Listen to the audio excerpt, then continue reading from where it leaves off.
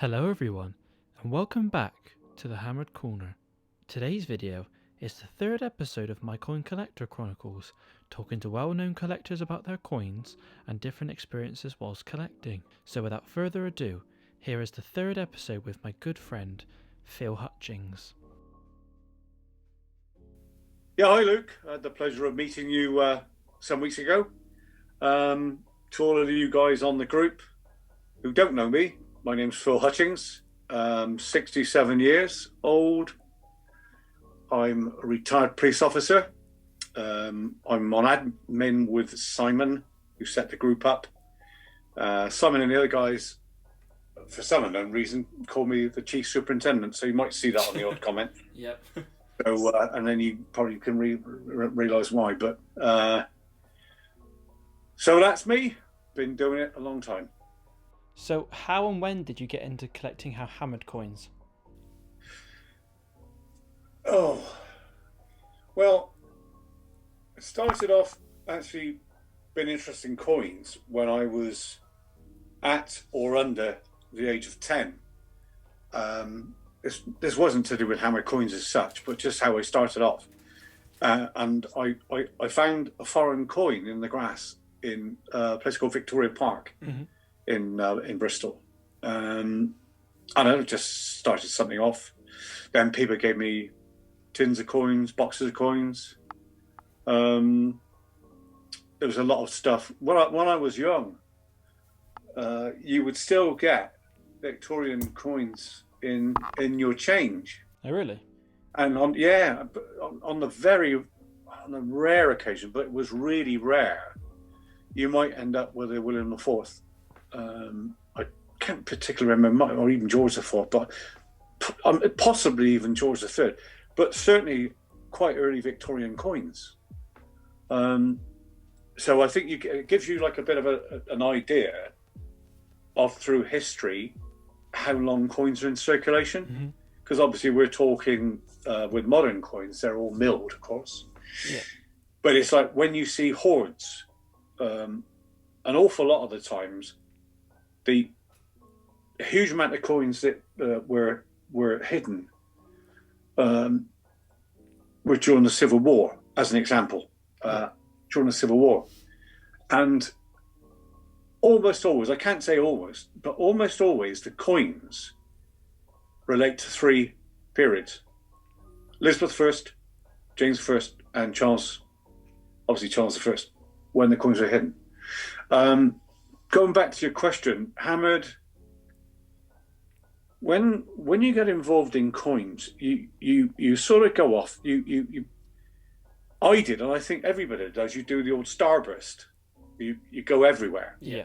I mean, I was buying. Well, I'd get the odd Roman coin. I mean, I didn't when I was young. When it's there, we had money. I mean, I'd get probably £6 a week pocket money or something. But so I couldn't really buy coins. It was you just didn't have any money.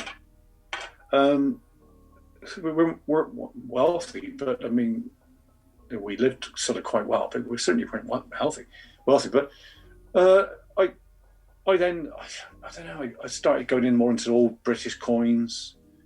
And I think then you gradually develop a taste for hammered, for example, which was me. Developed a taste for hammered. And then I started a really nice collection. I got a really nice collection of Charles I half crowns, but I was collecting Towermen. I may or may not have had a few Bristol ones as well at that stage. Mm-hmm. But I had, I think, about 26 of really good quality Charles I half crowns. And I kept trying to improve, as you do, get better grades. But I ended up with a total of 26. I had the type, say for example, 2Bs or 3Bs, with a large plume over the shield. But I had coins that were EF, and I mean they were absolutely stonking coins. But I then found you will sort of get like that with like when the light comes on, and you think, right, I know what I'm going to do now. And for me, it was collect Bristol Mint. So my sole concern then was blinkered was Bristol coins. And I actually sold the 26 half crowns to my great friend and wonderful dealer, Mark Rasmussen. So I sold them to Mark. Luckily, Mark had an Edward IV Bristol Mint Rose Royal, of which I think I sent you photographs. Yeah.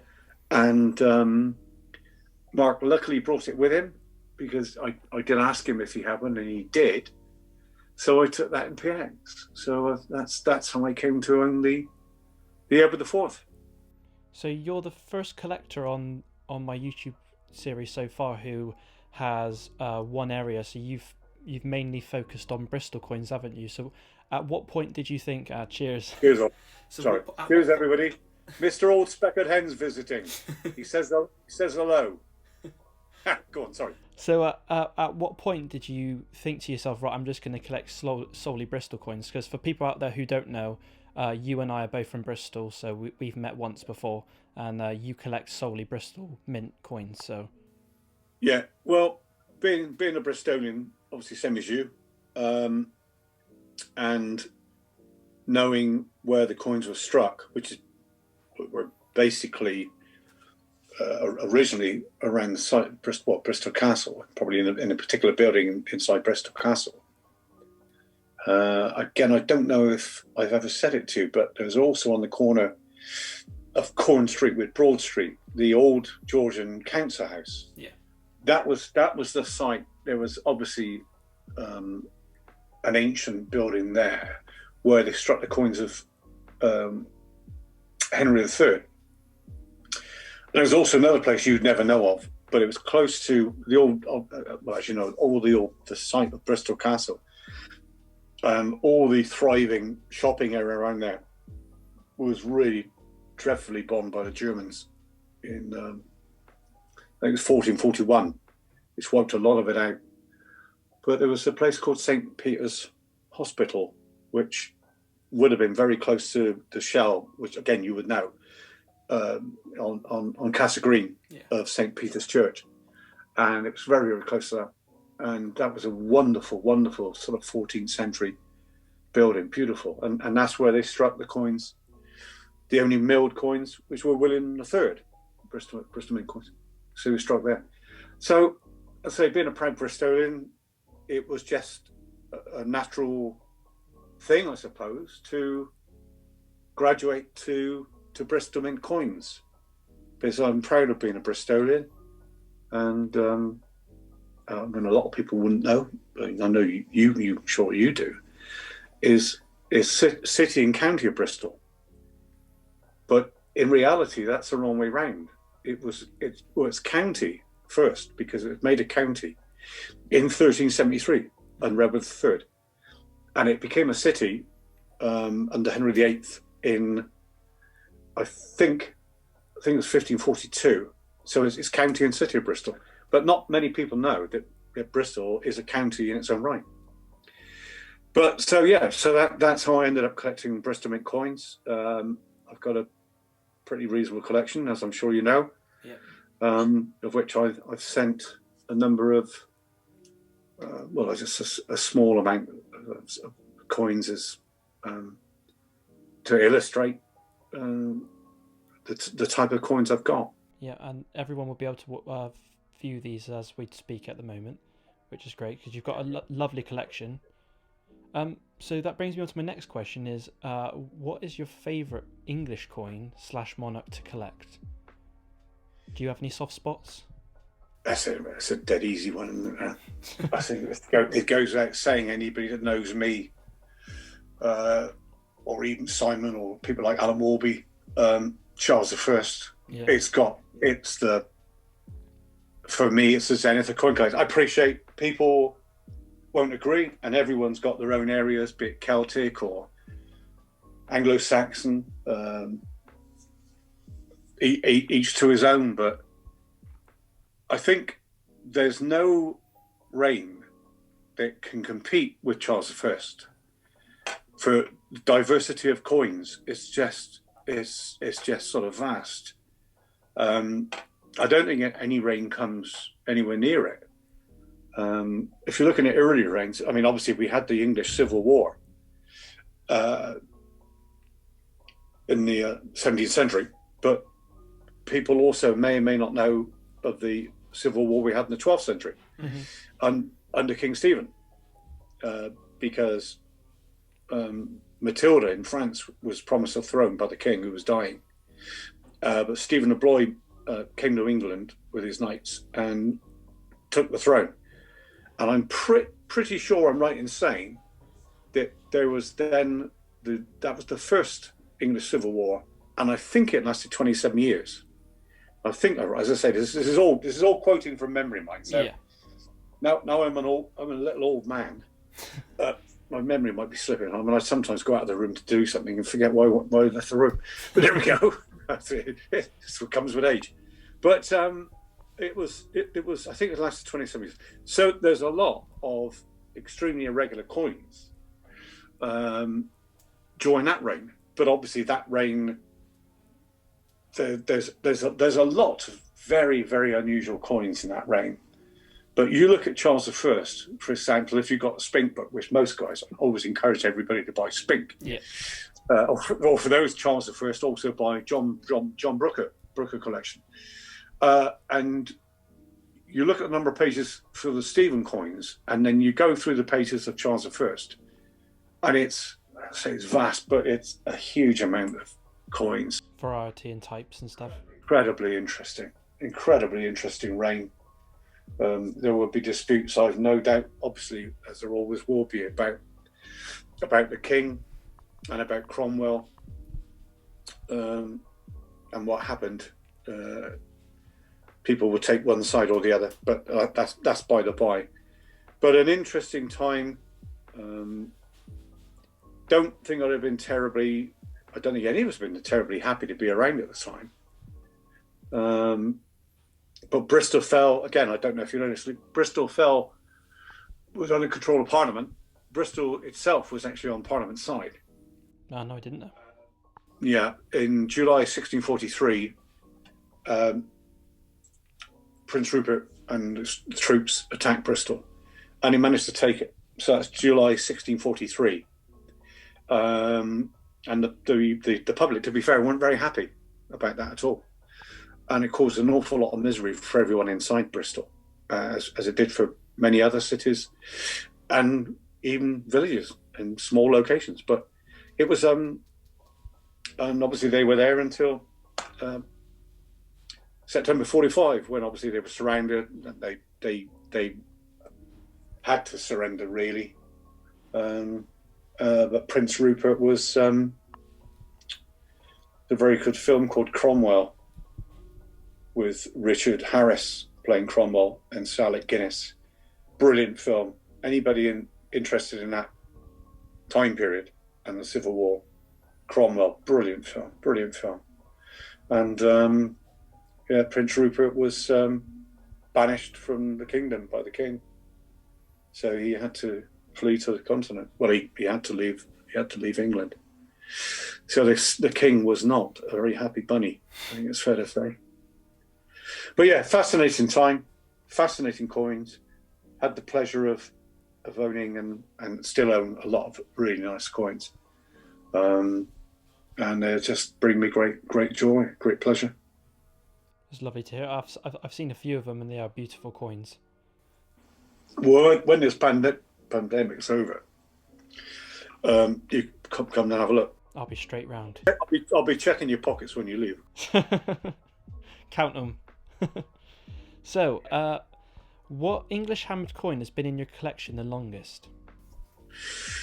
It's a very good question, that, and I'm glad I wrote it down, because I had to go. I think I told you I got 4 lined books where I all my coin entries in, and so I went to the first book, which I think I actually showed you very briefly on a video, and it appears to be a really nice set of the 4th Bristol. Well, don't say Bristol. I don't want to keep saying Bristol, because all the coins you guys are going to see, guys and girls are going to see, are all Bristol mint, just in case anybody wonders.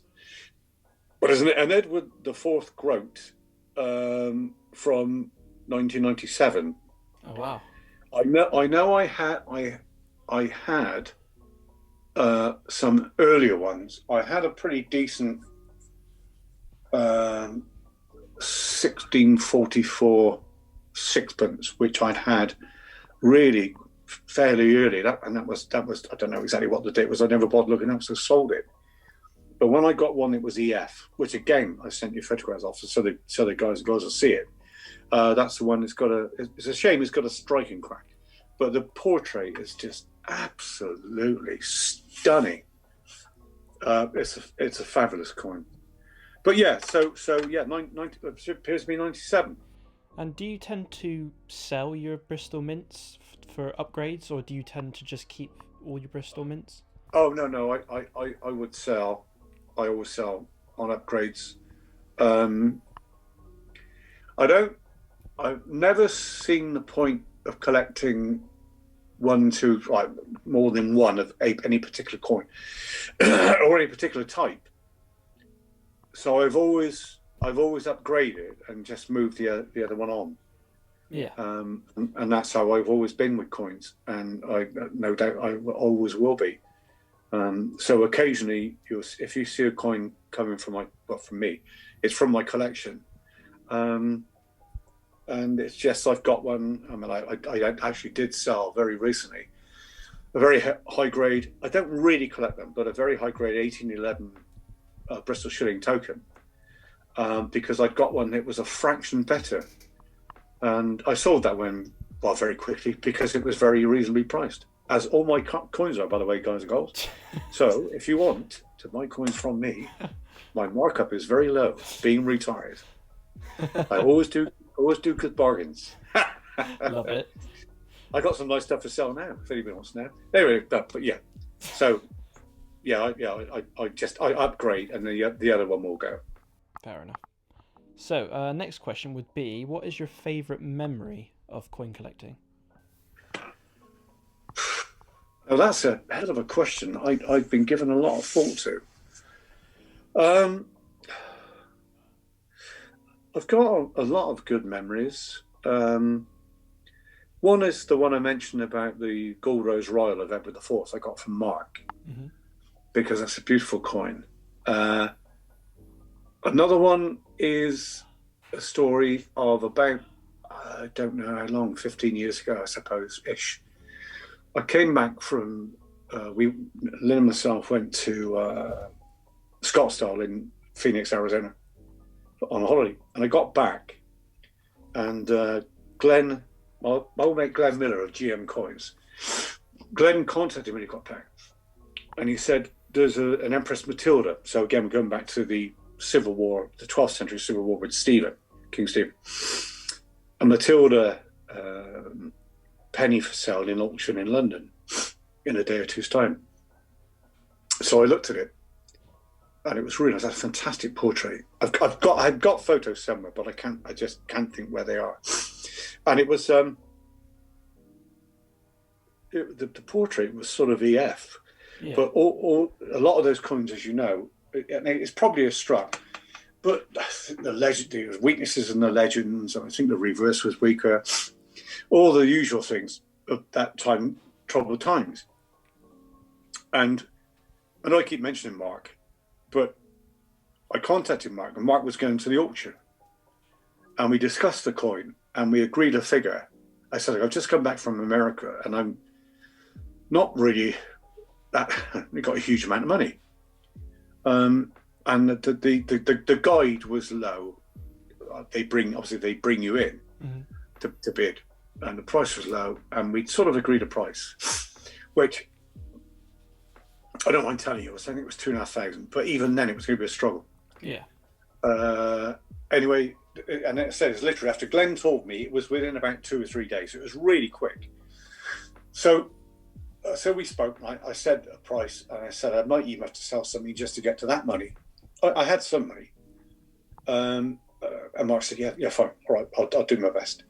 And then a couple of days later, after the auction, I found out what it fetched.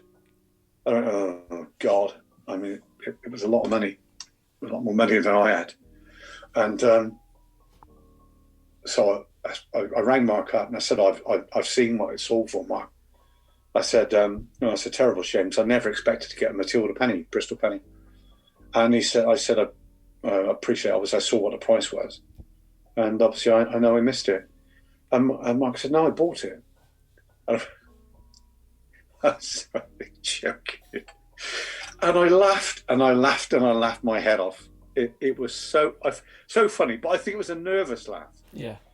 And I said to Mark, I said, God, how the hell am I going to fund this? I had some money. And I sold two really good coins to get the money. But I had this Matilda. But anyway, long story short, it cost me 5,700. Oh, wow. Yeah. And so that's an interesting story. And funny enough, I haven't got it anymore. I sent you another photograph of a penny attributed to Bristol, which you got. It's in the capsule. Like a lot of Matilda pennies, it was broken into pieces and put back together. But you'll see that a lot with Matilda pennies. There's a famous hoard in Cardiff called Coed. I can't remember now. It's a Welsh name. So hoard, and there's coins in there, and a lot of the coins are broken. So that coin you'll see, I've kept in the capsule, although it's been sort of reattached, but it's been deliberately done, should we say, crudely, rather than being repaired expertly. It's been done fairly clear, so you can see it's in pieces. It was in pieces. So yeah, I've got that now. The other one, I decided that the really, really super coin, I contacted Bristol Museum because they didn't have one. And I asked them were they interested in buying it. And they said yes. But museums, like a lot of things nowadays, aren't particularly overfunded. In fact, I don't know what funding or very little funding they get. So there'd be a delay. Well, I was offered £7,000 cash. Oh, wow. For it, by a guy up north, up in the northeast. But I wanted it to stay in Bristol, and hopefully then, I wanted it in the museum, and also they said we've got to try and raise the money from the Victoria and Albert Museum in London. So that's what happened. But unfortunately, it went on for the best part of the year. It went on for about 9 months. And it was just doing my head in. But they eventually got the money. I jumped through hoops and God knows what else. So anyway, Bristol Museum's got it now. And then I managed to get this one at York about a year ago off of another lovely guy called John Mann, the man with the best tickets in the world. And he offered it me for, I thought a very, very cheap price. I believe he was buying a house where he was moving. And so again, thanks to John. So at least I got a Matilda. Not the prettiest thing on the planet, but then again, we all aren't pretty, are we? Some of us are pretty, some of us aren't. It's awesome that you kept it in Bristol. I think that's a really nice touch as well. Yeah, but like as I said, the guy out north, the guy I know, I'd have been paid instantly. He'd have got it, and it was out of Bristol. And Bristol Museum didn't have one. They've got one now. So, I was chuffed. You know, I eventually got the money. I mean, I sold it for £6,000. I didn't. It wasn't a money-making exercise, but I didn't think making £300 was unreasonable. But as I say, it wasn't a money-making exercise. Have you ever managed to go into the Bristol Museum to see it on display, or is it in there? Is it not on display? Well, when I was young, I nearly sang a line from a song then by Jethro Tull. When I was young, I actually got to the museum a fair bit. They had. Have you been in the museum, Bristol Museum? Yes, yeah. You go in the entrance. You come into that big, almost like an atrium, don't you? Very wide open space. You got staircase left and right, stone staircase. Go up, and there's like a landing. There's a landing. Well, that landing had cabinets, just glass cabinets, so sort of flat, like tabletops, if you like, but glass. And there were about 4, my memory is 4, perhaps 5, in a row. So obviously the earliest coins on the left, and then move into probably coins of William III, which is the last coin minted in Bristol, well, other than tokens. I was there, and I said, "Oh my God!" I was looking at the stuff in the cabinets, and I was sort of, as you do when you're young, I was trying to see if I could lift it up, if I could open it. And sadly, they were all locked. Funny enough, I recently tried out the Ashmolean in Oxford. That's a couple of fantastic ones. And I was saying to my two mates, Pete and David, that were with me, I said, "Keep your eyes on me. I'm just going to see if I can." I shouldn't say that as a policeman or retired policeman, but here we go. But it's a true story. I mean, obviously, I wouldn't have taken anything, but I was just looking at these coins, and I was saying, "I'm never, ever going to get coins like these in my life because, obviously, it is or it can be a very expensive hobby." Definitely, as we all know, of course. A similar instance happened with me when me and my partner went to the Edinburgh, the big Edinburgh Museum, and I lent on one of the coin cabinets because I wanted to get a closer look, and then I had two security guards come over to me and sort of ask me what I'm doing, and ask to check my pockets and all sorts. And I was like, I just want to have a look at the coins, that's all. So that kind of leads me on to the second to last question, which is the most expensive coin that you've ever owned in your collection, past or present. Yeah, well, the one I've just, the Matilda, so that's 5,700, which obviously we covered a couple of questions ago. I mean, I've got others probably pushing it, and I've been offered it's a super coin. I can't remember what the price I was offered, but I said I got the fourth Bristol Rose Royal, which is a super coin. Again, another dealer friend of mine has got the half, but it's about 6,500 or 6,750. Oh, and I just keep looking at it, and I think, oh, do I try and buy it? That's a super thing, and it's they're much more rare than the Rose Royals are rare, but the half Royal is a very rare coin, and it's in super condition. Would you say that Matilda coin is the rarest coin you've ever owned as well? No. Well, funny enough, no. I've got. That's right. I'm thinking now. I've got at least 3 coins that are currently unique. I've got a coin I thought was unique until recently, which is, if you look at the Bristol Mint under Charles I, and the first shilling, I think it's the first, pretty sure it's the first shilling, is a really, really rare coin. I was only aware, I'd seen at the York Fair some years ago, quite a nice example of it, and it was then believed to be unique. And I could have bought it, but it was quite a lot of money. But I managed to get another one fairly recently, and I think now it was described as unique. But I since found out from one of our members on the group was the guy that bought the coin that I looked at York. He bought it.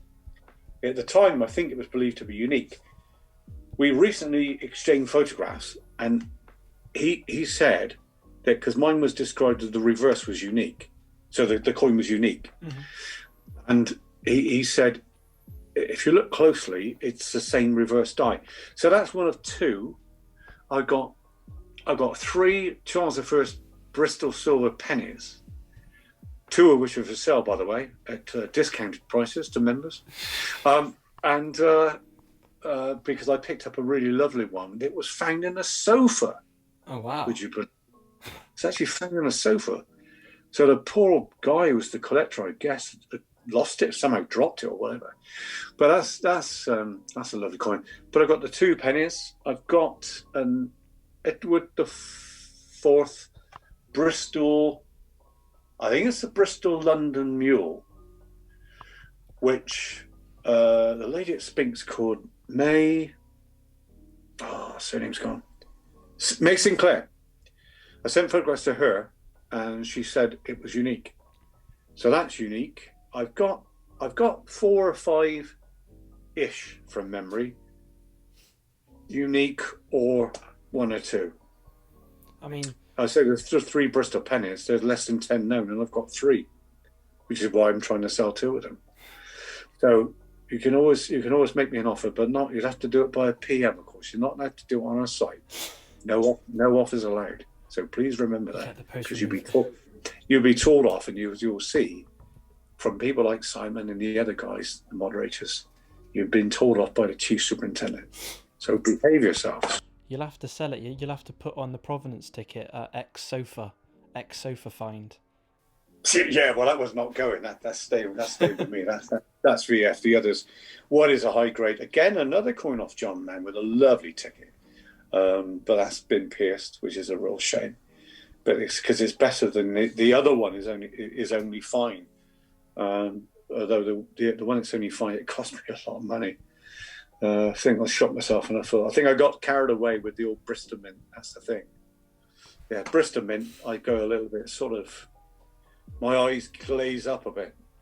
And it's not necessarily down to the beer. So, finally, what advice would you give to a newbie starting out on this hobby? Yeah. All I can say is this. If you get a love of coins, which I think we all have. I mean, I think you're relatively new, mm-hmm. I think. Whereas I've been in... So I found that coin when I was less than 10. So as I'm 67 now, I've been doing it an awful long time. We all start off. I'm sure there will be people on our group, and I'm not saying names, but I know 1 or 2 who seem to buy an awful lot of coins, who are fairly well off. A lot of the people are bog standard like me. As I said, I was brought up a lovely family. 2 other brothers and a younger sister. My clothes were hand-me-down clothes, so we were by no means rich. But a lot of guys, and obviously this last year or so, things are really tough for everybody. So there'll be guys and girls on the group who haven't got much money to spend, and I understand that because I was there. I remember just quickly mention the story in about the 60s when I didn't have very much money. I spent £5 on a coin, and I was absolutely, my heart was coming out my chest. I was absolutely bricking it. Spend £5 on a coin. I can't even remember what it was. I remember it was milled. It wasn't hammered. And it scared me to death. So we all start at the bottom. We all start with very little money, very small collection. I mean, a lot of the metal detecting guys, hopefully they find stuff, and they might then start collecting. Some of them occasionally sell, some of them don't. Well, if they can find coins, that's fantastic, absolutely fantastic, especially with the fact that you're the first person in 1,000 years just pick that coin up. So some guy, when the Vikings were around, that dropped out of his little leather purse, or however he lost it. You picked that up. I mean, I understand that buzz. I totally understand that buzz. I think it's absolutely fantastic. I couldn't do it, and I've had the odd couple of metal detectors, but my patience is about 5 minutes. And if I didn't find a hoard of gold coins inside 5-10 minutes, I'd be packing up and going home. I did try, but I mean, I went down to the beach at Western Super. Oh dear! I found the funny thing was, Lynn was with me and found about a dozen coins. So it's just obviously in the sand. You just didn't have to need any tools. You just scooped that sand away with you. And I think it was sort of like George V, George VI, Might have been something Victorian. But yeah, but buy what you can afford. There were a few times in my life where understandably, I had some, should we say, disagreements with Lynn because I'd spent a lot of money on a coin. Although I sort of had coin money, I kept coin money away from like living money. Normal money, yeah. But yeah, it's fair to say there were occasions where she wasn't terribly happy with me. Let's put it that way. She wanted a holiday to Spain, and you wanted a Charles I coin, and you've never been to Spain. I wanted both, but try to keep within your keep within your spending limits.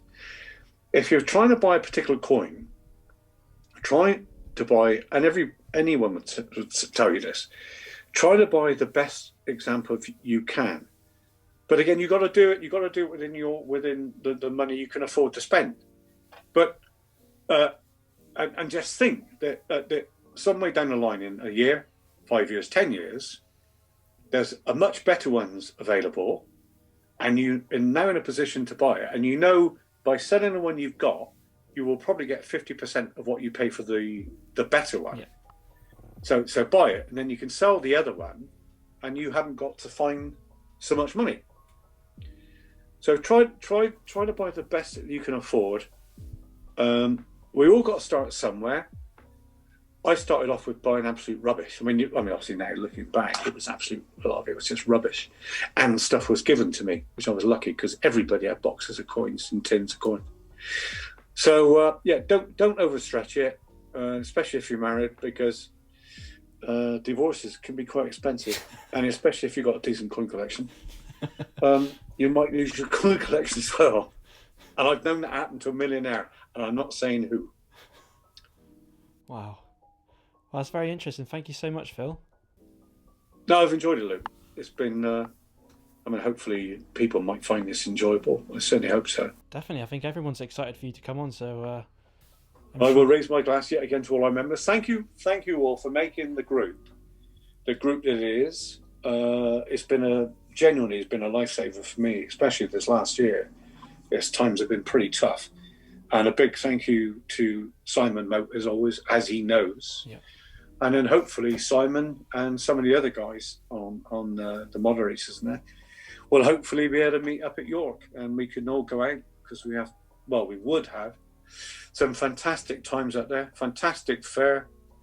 Then out on the razzle on the night, and then into the Indian restaurant, or whichever restaurant we go, and have a great time. And hopefully for you, Luke, as well, for you to make it when we can. Well, yeah, because it's fantastic. It's absolutely wonderful, and the fair will blow your mind.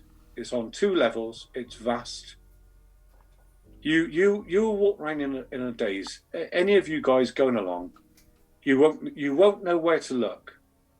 I guarantee you will not know where to look. I've still not been to one, so I still need to get myself out there.